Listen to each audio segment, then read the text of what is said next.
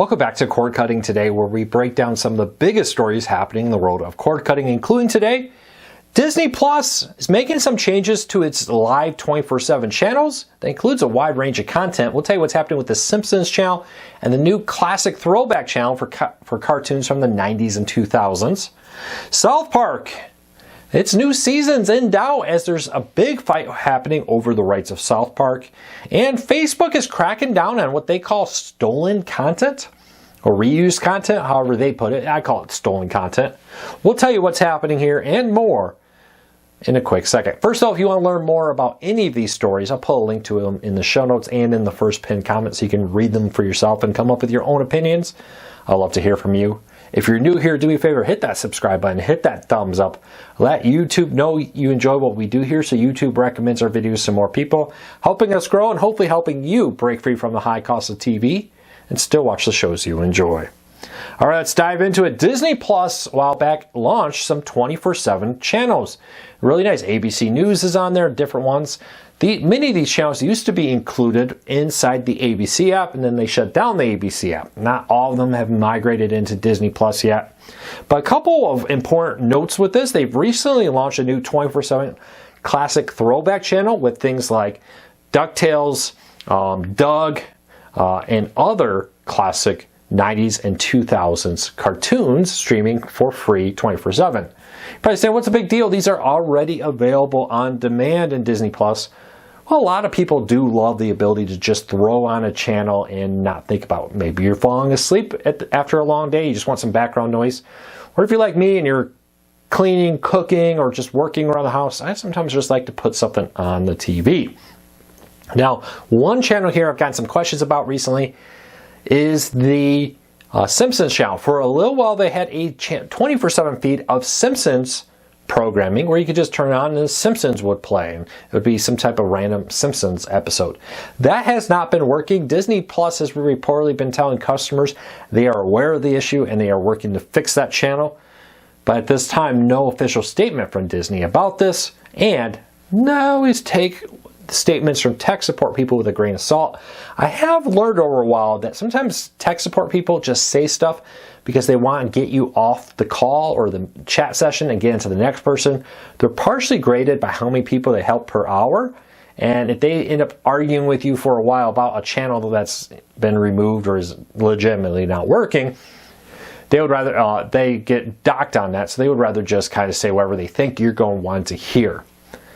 I hear that and see that happen all the time. Take any statement from customer service with a grain of salt. If it's not been officially announced by PR or another place, maybe it's true. Often it is. Sometimes it's just them getting you off chat. But for now, the Simpsons channel's not working. I think Disney's missing a massive cash cow here. They want to increase engagement on Disney Plus and get views up, especially in ad-supported ones where they put ads into these feeds if you're in an ad-supported plan. Bringing out more of these. A 24/7 DuckTales channel. A 24/7 Disney Afternoon channel that just plays classic Disney afternoon shows. Anybody grew up watching the Disney Afternoon, DuckTales and Darkwing Duck and all those other kind of, that era of programming? I think they would do well. Disney, get moving. I think you can make money, but it's good to see you adding some more with that. All right, next story up. South Park is supposed to premiere, I should say, later this month for the 27th season. Quite an impressive accomplishment. But it's reportedly in doubt, according to a report from the Hollywood Reporter, as they are fighting over a $3 billion contract, and South Park creators are reportedly lawyering up for potential legal action against Paramount's new leadership if Skydance does take over with this. Now, there's a proposed contract that would give them a new player streaming rights for 10 years worth about $3 billion. With this, Max had secured exclusive rights for South Park. Paramount kind of regretted that when they launched their own. Later tried to create specials that they said weren't part of it. The two sides are suing each other. It's a huge mess. Well, now that contract's coming up, Paramount wants to pull those back. But the creators of South Park obviously want to get the most amount of money, and it sounds like Warner Bros. Discovery may be the place paying them more than Paramount Plus would. and they are upset about the deal. With this, because of potential legal issues with this, The Hollywood Reporter reports that it's possible that the July 23rd, 2025 premiere date could be changed or impacted in some way because of this. We'll have to keep a close eye on this, but for now, no official change. Just reports from The Hollywood Reporter on that, so keep that in mind. All right, next up, have you ever gone on Facebook and seen like, hey, there's a short reel of a Family Guy episode or other content that is there, but it's from some random page or account that you've never heard of? That's probably stolen. Facebook says they're going to be cracking down on spam by going after stolen content. With this, they hope to crack down on creators who publish this stuff and to earn revenue, because Facebook does have an ad revenue share for these kind of programs. And they're going to be using technology to detect and crack down on duplicate videos. I've had my content taken from here and reposted in other places too. It happens a lot of times, not just with big TV shows, but with the YouTubers too. It'll be interesting to see how Facebook's crackdown goes. Facebook has had a history of weird issues. I have had my page impacted. We once got a copyright strike for sharing a link to our own story on an image we owned the rights to. It said we were violating somebody's copyright. We challenged it and it got rejected. Only much later, when I got a hold of a rep at Facebook, they cleared that up and helped us deal with it.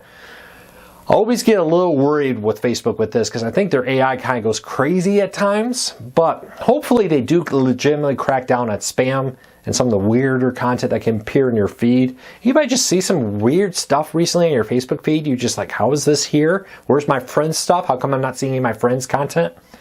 But if you are following us on Facebook, awesome. We're 100,000 of you on our page and 100,000 of you on our Facebook group. Great ways to keep in touch with us.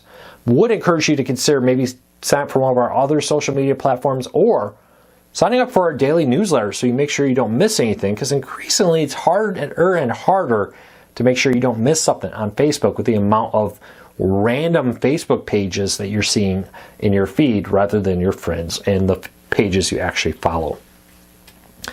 All right, today in TV history, 37 years ago this week, Die Hard premiered in 1988.